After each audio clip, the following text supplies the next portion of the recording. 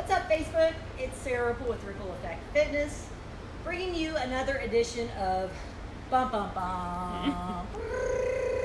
quarantine workout tips. So, as Bobo's always, thrilled. we have my sidekick Bobins and my camera woman, my lovely camera woman, Shannon Arbino, assisting, so making the magic happen. So, didn't shoot a video yesterday. I wasn't inspired. To be honest, I wasn't inspired this morning, but then I felt like, let's keep this train going. So what I wanted to do is shoot a video about dumbbells, because I figured that most of y'all have at least a pair of light dumbbells, or people seem to have just a random heavy dumbbell in a closet somewhere at their house. So I figured I would show as much dumbbell stuff as I can muster in, the time frame that we got. So right now what I'm doing with my... Gregory Warren says hi. What's up, Greg? With my group training people that are working out with me via Zoom, including my mom, we are focusing on just using body weight and dumbbells. So a few of them have some other equipment at home to use, so I kind of factor that in. But I'm trying to keep it simple and make the best use of what the tools that they have. So with dumbbells, obviously they're pretty straightforward. I mean, it's a weight that you pick up and do things with, right? So most of us are familiar with the standard kind of scheme of having sets and reps of a certain exercise. That goes for any exercise. So what I want to do is show y'all kind of some ways that you can take that and kind of flip it and try some different techniques that don't really fit into the box of just the standard kind of way of doing stuff. So one really important thing, and I think I mentioned this briefly on one of my initial videos, but I didn't go down the rabbit hole with it because the video was about stances and changing your stance to make exercises different, which I'll touch on here today too. But the topic is called tempo. So this has become kind of a thing in my profession. It's become kind of one of those popular things in the past couple of years, and it's been around for a long time. It's just kind of like people dust off these old concepts and kind of refresh them, and then people are like, oh, it's this wonderful new topic. But tempo essentially is the speed at which you lift a weight. Okay, so that's in as simple form as I can get it. So typically when most people lift weights, they're not really thinking of any specific kind of like time frame with it. They're just kind of picking it up and putting it down, or pressing out and coming back. More often than not, probably a little bit too fast. We have lifts that are done at a fast speed, like your Olympic lifts. That's a whole other ballgame. We're not even going to go there. But I'm talking just regular exercises. So if the whole concept is that we can adjust the tempo of a movement to kind of accentuate certain aspects of a lift. So if we've got just a standard bicep curl, this is the easiest way to kind of conceptualize it. When I curl the weight up, we're contracting the muscle. That's called the concentric phase. Okay, we can pause at the top here, kind of in an isometric at the top. When I lower the weight, that's the eccentric, okay, lowering, and then we can pause at the bottom as well. So more, you don't want to come down and relax and just let all the tension go. You want to try to keep tension in the area that you're working. Time under tension is another concept that's important, and this ties in with the tempo, but it makes sense to say that if you're doing something, then you want to make sure that you're contracting the muscle and using the muscles properly instead of just flinging weights around and resting. Okay, so what we can do, if your standard bicep curl kind of goes at this tempo right here, we could perform a slower eccentric, which is the lowering, so like a 3 to 4 second, and then just a regular speed coming up, which that will really overload. If you're not used to doing that, that right there will probably change the game for you. Again, if you're just not really, a lot of people don't even think about the eccentric. They're more focused on getting the weight up, but they could care less about how the weight goes back down. So you're basically leaving a lot of untapped potential to get stronger on the table that way, because it is a proven fact that the eccentric phase of a lift is tied to strength gains. So if you're into getting bigger or hypertrophy or toning, ladies, we've touched on this too. It's all the same thing. We're building muscle. We're tearing down tissue, and we're repairing it through nutrition, rest, recovery, all that stuff.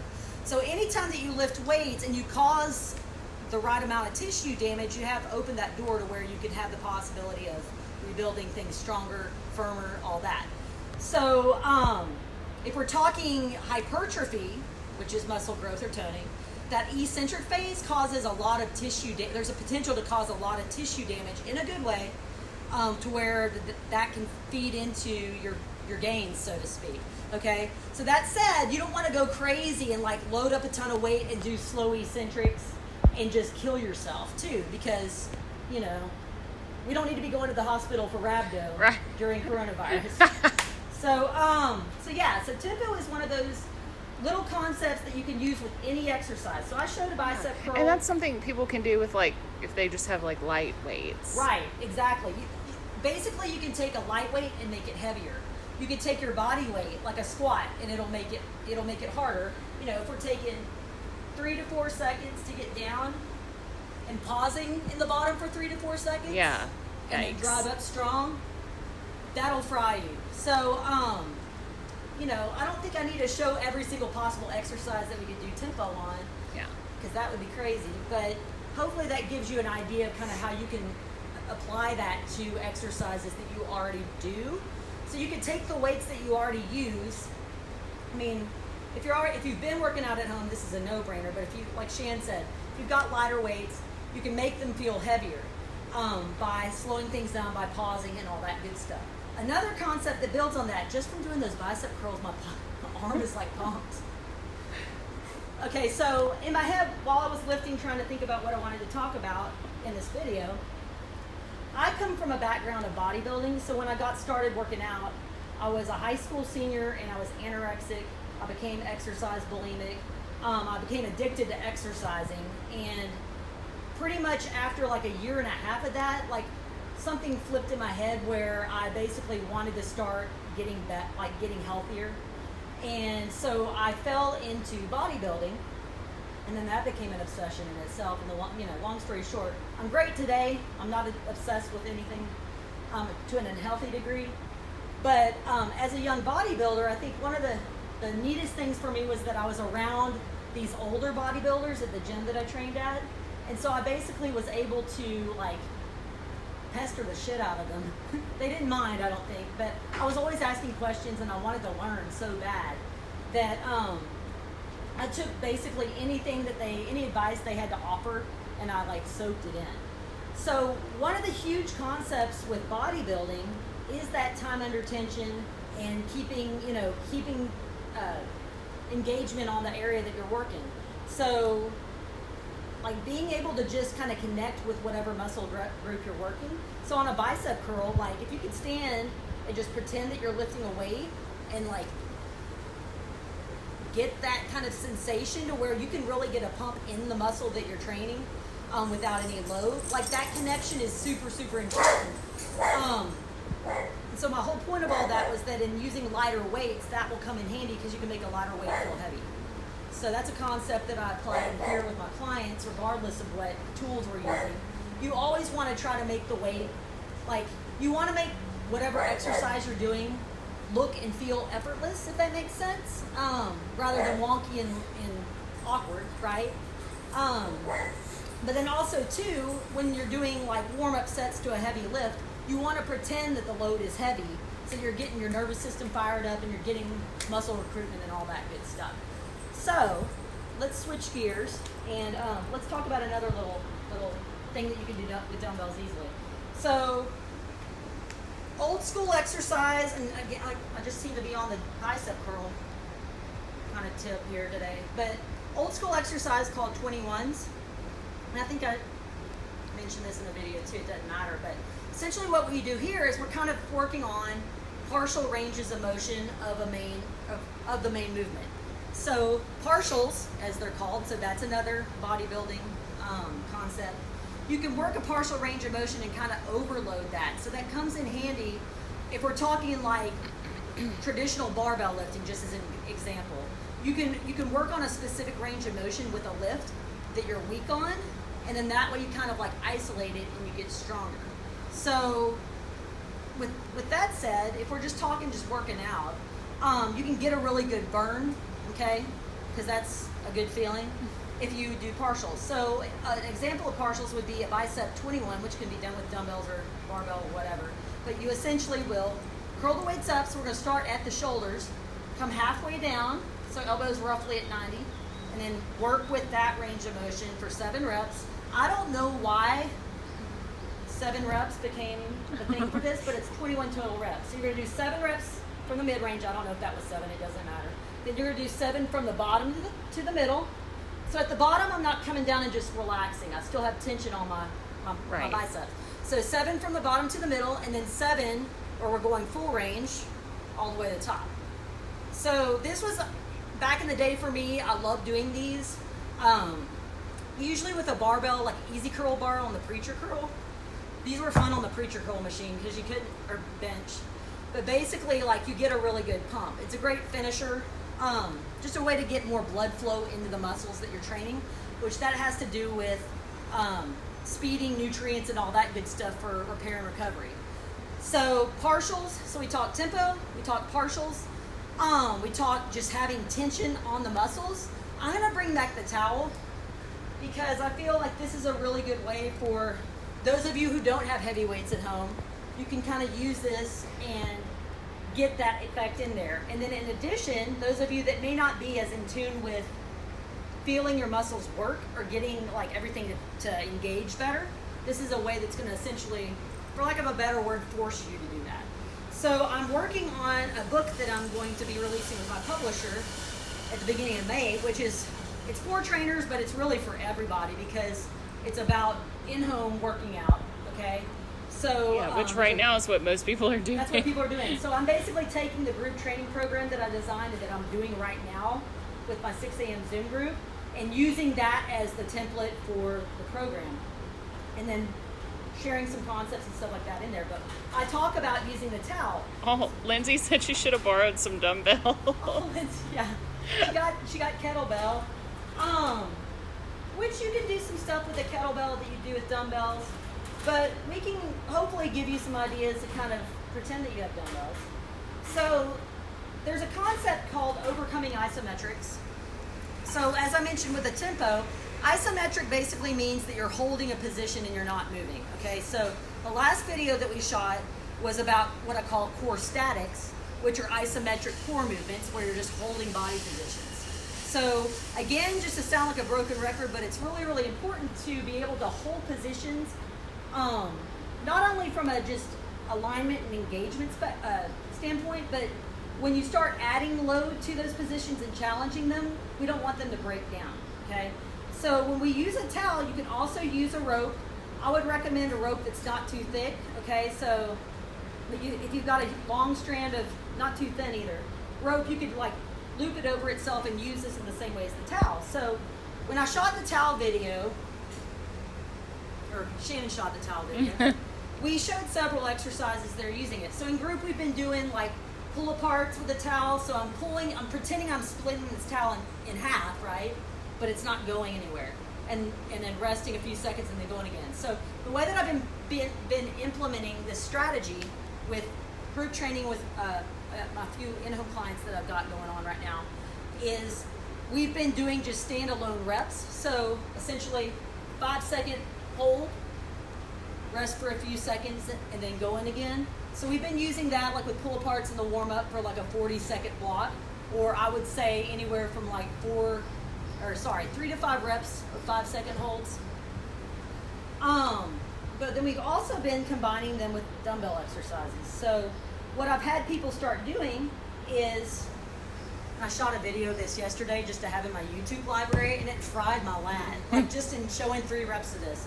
So what I've been having us do is do an isometric for a 5-second hold, and then immediately drop the towel, grab the dumbbell, and do 5 reps of the dumbbell exercise that we're simulating with the towel. So in a workout, I guess it was Friday we did these, we did a 1-arm row. So 1-arm towel row, and you can adjust the length of the towel. So we can pause at any point. So the nifty thing, I could have tension up here. I could pause where I'm more down here, kind of a halfway. You could pause it lower. We paused about right here, kind of at the top part of a row. So You're gonna come up and pull up on the towel, 5 seconds. Drop the towel, grab your dumbbell, and go 5 rows. Yeah, those got me. Okay? Then we're gonna go back and we're gonna do that 2 more times. So yeah, it's so mean. Oh, Steve says he has cans of Bud Light. What's up, He Steve? could use this Hey, dumbbell. 12 ounces. So we did 5-second isometric followed by 5-second reps. Ooh, they got me a little whoop. For 3 reps of doing it that way, if that makes sense. So that right there, like normally I would do a 1-arm row, probably with anywhere from 25 to 35 pounds. This is a 15. That made that feel a lot heavier. Yeah, you could Bud Light. Beer workout. Right. I know. We'll have to I could wear a beer hat. I could drink beer while people would tune in for that one. Right. But yeah, so the overcoming isometric concept, like I said, you could use a rope instead of a towel. When we do it here in the gym, we do it with a barbell that's, like if you were deadlifting, you would load the barbell as heavier than you could pick up, and you pull up on it. So, and you hold that tension. So the same kind of thing you could do with a towel. Oh. So set yourself up as if you're getting ready to deadlift, and then I'm pushing down into the floor with my feet, and I'm pulling up on the towel. So I'm keeping all this engagement here, and I'm creating a ton of tension without moving the weight, so to speak. Obviously, this isn't a weight, but it's called. So you could do that and then do some like dumbbell. Yeah, you could combine it with any deadlift. exercise. So it's called an overcoming isometric because you can't overcome the load. If that makes sense. So examples that you could do aside from, so we got rows, deadlift that way.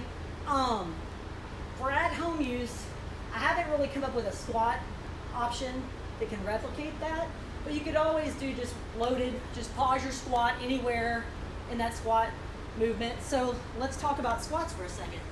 With dumbbells, single dumbbell, actually look.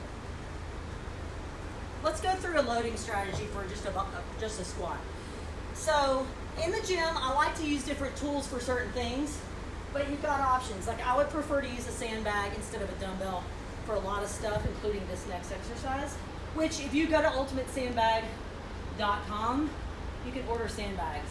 They're shipping, I think 1 to 2 days shipping, or they send it out the orders. So check that out. And I've got plenty of stuff if you've got questions. So a press out squat is where I like to start people. So this time, look, and I was thinking about this while I was working out, as far as what I've gained as far as my fitness during this time. And for me, this hasn't been a time to try to really get stronger. I continued on the program that I was on, and I just started a new program yesterday. But I wasn't like stressed about, I'm not training for anything, whatever. I just train for, because I love it, honestly. But this isn't really a time for any of you to really try to start something crazy or set some PRs or something like that, obviously. So maybe now is the time to kind of look at some things that you've been doing maybe not so great and work on them. And just kind of take yourself off the hook, so to speak. So a lot of people don't squat well, okay?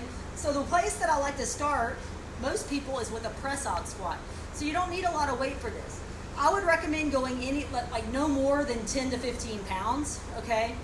So in the gym, I prefer to use a sandbag. You can also use a bumper plate if you've got that at home, but a dumbbell will work just fine. So you're gonna take your hands, so the weight's gonna be in line with my belly button. A lot of times people wanna choke up on it here, but it's gonna defeat the purpose of what we're trying to do. So what we're gonna do is you're gonna squat and press out at the same time, which allows you to kind of have a counterbalance, and then you pull back in when you stand back up.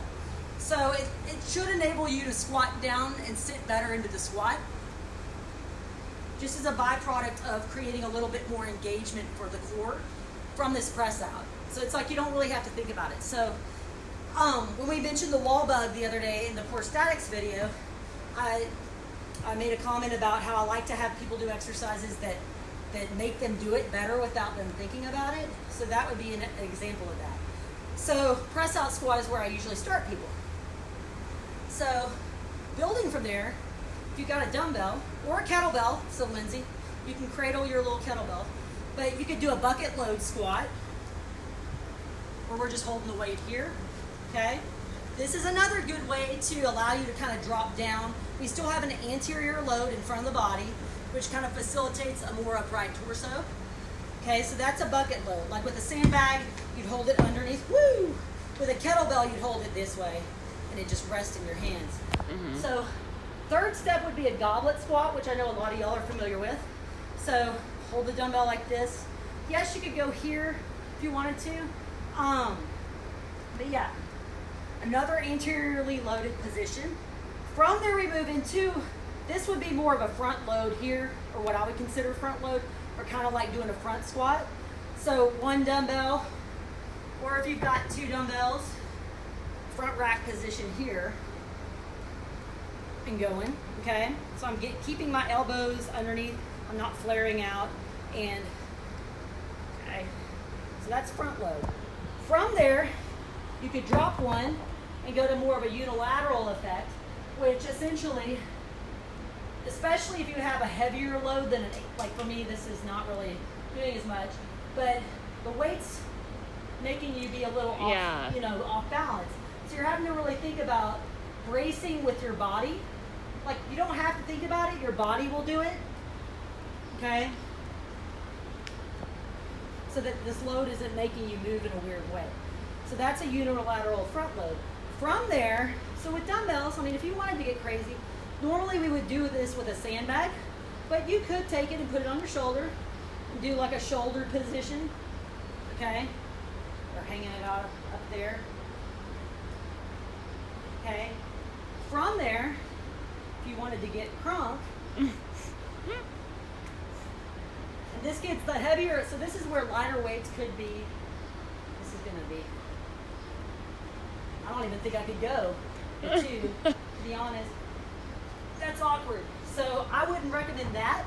But for those of y'all that have pretty good, like a one arm is a lot easier to get down because I'm able to kind of bring my body around, as you can see, versus sticking myself here. So one arm overhead, you don't need a lot of weight. If you're good at squatting, you could even try doing that without a load and see just how much it changes kind of the demand on your body. So anytime that so you can see, like, I took a dumbbell or dumbbells and did an array of squats with different loading positions. So loading positions allow you to load the body without having to have heavier load. So we're able to create a loading effect without adding more weight. So yeah, I showed the sprinter stance in a video a while back. To go through, let's go with some shoulder presses. So most people probably stand on 2 feet and will just press or sit on or whatever. Let's take it all the way back. Here's a nice progression. This would work for bicep curls. Oh, Pinch my finger. yikes. Don't do that at home. Don't do that. To quote Laurel. Don't do that. Okay, so look, tall kneeling. This is tall kneeling. Essentially, this is a kneeling plank, okay? You can get your knees a little bit wider than your hips. I like to have my clients plant the toes. You can push into the floor a lot better. What we're doing is we're creating tension by pushing down into the floor and staying in a tight line. What happens here is that it's a lot harder to start arching your back and getting like wonky, as if a lot of people do when they're standing to do overhead pressing. So you can kind of get a better overhead press with lighter weight and work on patterning that. This really also will make you aware of if you do flare open and let the rib cage come open here. We call it open scissors position. So we want to try to get the pelvis neutral. The pelvis is like a bowl of milk or a margarita like we had last night or whatever. You don't want to spill it, right? So if I tip my pelvis forward, I'm going to spill my drink. So we want to boop. Okay, so you can kind of, it's like a twerk, right? Boop. I'm twerking. And you see how I'm twerking?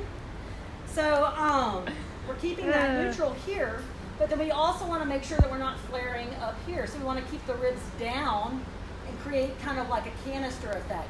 We don't want a Coke can that's like crushed on one side. We want it to be, solid. Like it's a solid structure if it's all set in the right position. So anyway, shoulder pressing here, if you do this and you flare open, you're gonna feel it, okay? So we can do 2 arm press. We can alternate arms. Going bottom up is what I call this. You can also go top down, which is here, where you're keeping one weight up, okay? And then the other comes down. And then you could go from there. The progression is a 1 arm, okay?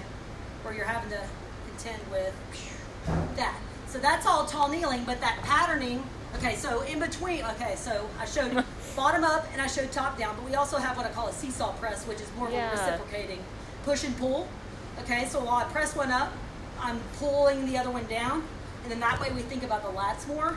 So after you shoulder press, that makes me think, pull the weight down to you instead of just letting it come down. And again, you can apply the tempo prescription to this, 3 seconds down, whatever you want to do. So all those arm movements and the pressing progression applies to whatever stance you're in. So I just was in tall kneeling. From here we can go, tall kneeling's cousin is half kneeling. I don't find that one's better or harder or whatever than the other. It's just different applications, because this is more of a kneeling plank. This is more, we can address some tension in the anterior hip in this position, so it kind of serves to stretch out tight stuff here. And we're a little bit more challenged balance-wise. You don't want to put all your weight in this front foot. You should be able to pick it up. So half kneeling. From the kneeling positions, you could go to seated. You don't have to start at any one of these or move through all of them. You can kind of jump. But we can go to what is known in the barbell world as a Z press, which is essentially just a seated shoulder press. So straddle is typically easier for people to get into than feet in front, okay? And also I need to say that if you can't get down here and fully lock out your legs and extend your legs, then elevate your hips by sitting on like the sand dune or some sort of like 4 to 6 inch surface. So we could go through that whole progression again. 2 arms, you know, we got the alternating, so on and so forth in this position. And again, we can go here too. A lot of people that have T-spine restrictions can't, this is like not good, no bueno, because they can't fully get here, okay? When you press, you want to make sure that you're able to get that arm vertical. So a lot of times I'll have clients that just don't realize that you need to finish out the press. They'll kind of press here, but you want to be able to, instead of pressing here, which is just asking for impingement, you push your chest through and we open the shoulder up. So sometimes the simple cue of just push your head through or chest through will fix that. So Z press is sitting on the floor. From there we can go to standing or sitting on a bench or whatever, but we're basically moving from a state of more stability to one of less stability. So in standing, we've got more body parts to contend with, but we're still thinking about pushing down into the ground regardless. So once that seems like a good way to mix up the mundane. Like if you're at home just staring at a pair of dumbbells every day going, this is boring. You've got like an endless array of like exercise variations. For one, like the shoulder press. If you take into account the stances and setups and then the patterning, so 2 arm, alternating, whatever. Yeah. That's where it's you know, I think you're taking the same kind of exercise and making it different. And we're progressively like challenging the body without it being too much, okay? So bilateral stance is just here with both feet underneath the hips. Again, 2 arms, we can go through that whole shoulder progression. We can also Arnold press, I need to say that too, where this to me is more of like a kettlebell overhead press, which would be my preferred way of pressing with a unilateral load, which is each arm moving independently. With an Arnold press, we essentially rotate. So palm faces the body at the bottom and then faces outward. So when you hold a kettlebell, it spirals like that naturally. And it opens the shoulder up. So we can do all the pressing progressions in bilateral stance. From here we move to one of my favorite things for overhead pressing, which is military stance, which is feet together, which I really love because it makes you a little bit less balanced this way. So we have to contend with what's called the frontal plane, which is side to side. So we're having to resist motion. So with making these things progressively harder, we're calling upon the body to do more work at just the right amount of just the right level, okay? So we're making more stabilizing muscles come into play, things like that. So when we do any of the standing, we're pushing down into the floor to press up. Okay, that's a great cue. Push down as the arms come up. Don't even think press up. Think push down. So feet together, military stance. I've found that this really fires up the glutes. Okay, and it becomes a little bit more core. So this is a fun little challenging stance right here for pressing. So again, we can go through all the different pressing upper body actions. From military stance, we move into, I've touched on this a few times, sprinter stance, which essentially, sprinter stance, you take one foot. And so for the sake of pressing, we're not going to go into a squat stance here. We're going to keep it a little bit closer to midline.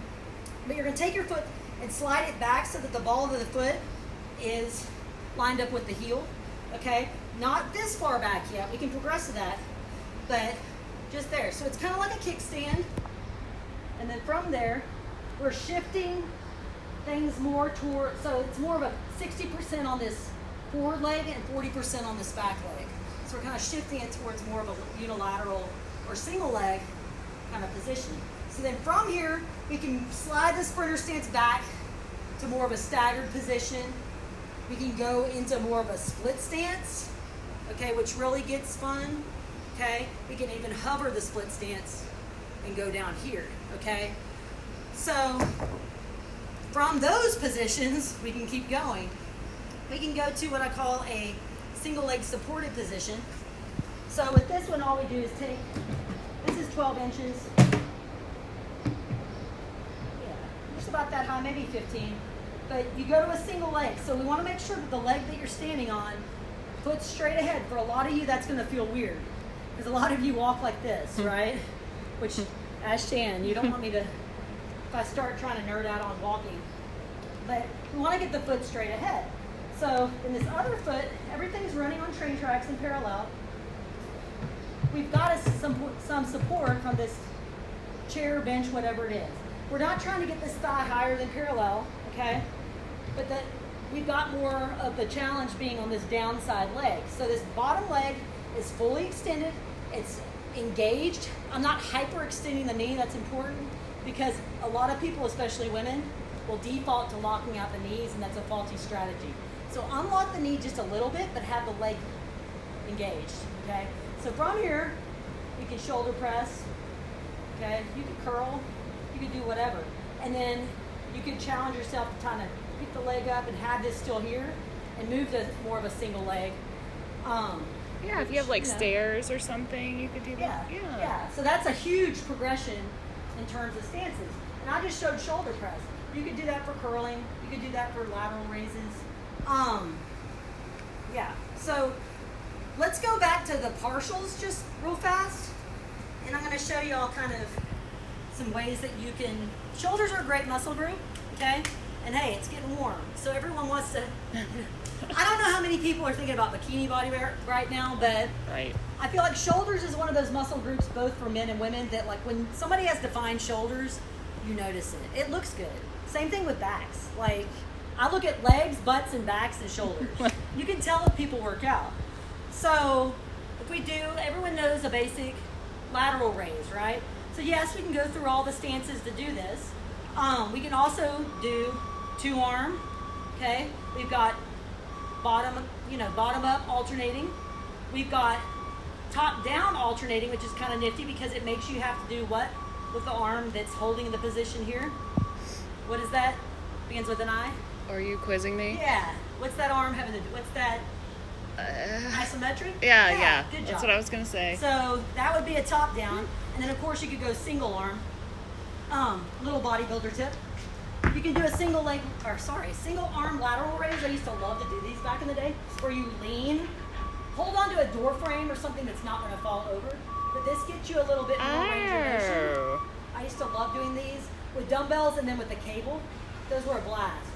So controlling it, I'm not just letting it fall down, right? So what I was going to show too, so that top down is nifty because this arm that's having to hold, this starts burning a lot more than just doing these. So that'll give y'all some ideas, kind of burn up the shoulders a little bit more. We also like to do in here, I call it a 90-degree lateral raise. And again, you can go through all the stances, keeping the elbows at 90 and go in here. We take some some torque, so to speak, off the shoulder. So for any of you that have a history of shoulder issues, or you tend to recruit your upper traps too much, which is pretty much all of you, this will kind of take some of that out of the equation and focus it more on this medial delt, okay? So you can have... Sorry. Cheryl said, "Hi, sexy," and then What's she up? said, "LOL, I love you. I thought you had oranges in your hand." That'd be I awesome. just started eating one. Quarantine tips, Love work it. out with fruit. With fruit. That could be the next video. But, so wait, because I was going to say real quick, going back to Mm-hmm. those, didn't you tell me, like, pretend you have a string pulling up your... Yeah. Yes, that's That a was good- helpful. So there's these little, like, I like things cues. So, yeah, Shannon likes cues. And I've talked about cueing before. Like, I don't sit in here, or however I coach people, and go, do this, do this, do this, do this, because it doesn't work. Like, squeeze your butt, engage your abs.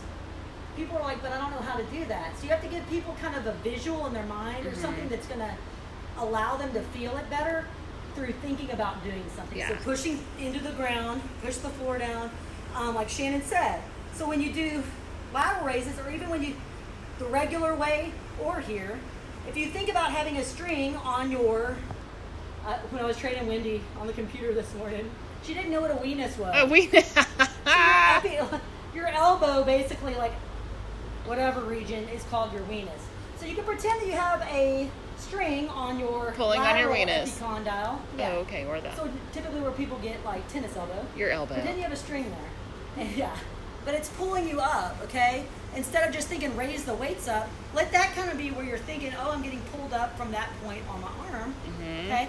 You don't want to go up any higher than where the weight or your elbow is just below shoulder height, okay? Because that's going to pitch you into bad territory, and it's all upper traps, which we don't need to work anyway, so. Cool. Yeah, Jackie said, "Hey, any what's tips?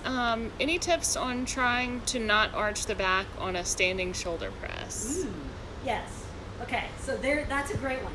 So on the standing shoulder press, and I've done this several times with people where, again, I like to go through the progression, and kind of once we've moved up from the floor, I'll start people here.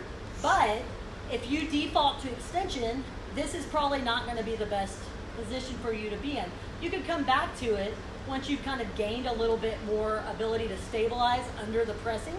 Okay, so what I would do would be to either have you try to go to here to military stance, okay, or just jump to sprinter stance, because sprinter stance, that's probably going to give you your best.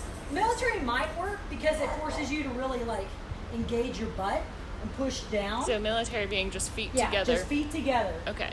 Okay, but if that isn't doing, as much as you want it to do, then I would go to sprinter for sure. Because what's going to happen here, the neat thing about sprinter stance is that so if I say I'm dumping the pelvis, that's again the analogy of having the bowl of milk or the cup of margarita or whatever. We want your pelvis to be parallel with the floor, or level, right? We don't want to be dumping it forward, which puts a ton of cranking on your lumbar spine. So we're out of alignment. First off, you can't engage your butt here, or your legs really for that matter. We got to get things set in the right position to where we can kind of pull everything tight. So getting that pelvis level is what I'm saying, or what we're talking about with regard to this. So in bilateral stance, it's harder to neutralize the pelvis if that's a challenge for you in general. So that sprinter stance, automatically, because it places the pelvis in an asymmetrical position, because it kind of, I don't want to, one side, like your pelvis kind of has this action to it. It's not just one huge bony piece that does this. There's a lot going on. But it enables you to kind of like rotate more forward with one side and backward with the other, so it neutralizes it. So I would say sprinter stance. Cool. Yeah, because then you can push down into the floor with all the foot here, the whole foot here, and then allow you to brace better. And, if two arms is kind of tricky, maybe look at doing those alternating and kind of contending with one dumbbell first, So there's you can kind of play around with these different little like tweaks and find what works the best. And then, as soon as we're all able to get back into the gym, these little things like this could help kind of fill in some gaps for your main lifting when you get back, and keeping these things in the rotation. Yeah. This is the shit I use every day with clients. So It's magic stuff. Okay, wow. I think this has been the longest one thus far. Thank y'all for hanging out and sticking around. Yeah, that was about 40 minutes of non-stop talking. I'm going to go home and be like this. It's a lot of good stuff. Yeah. Bye-bye, I appreciate y'all. Say bye. Y'all have a great day. We'll catch y'all later.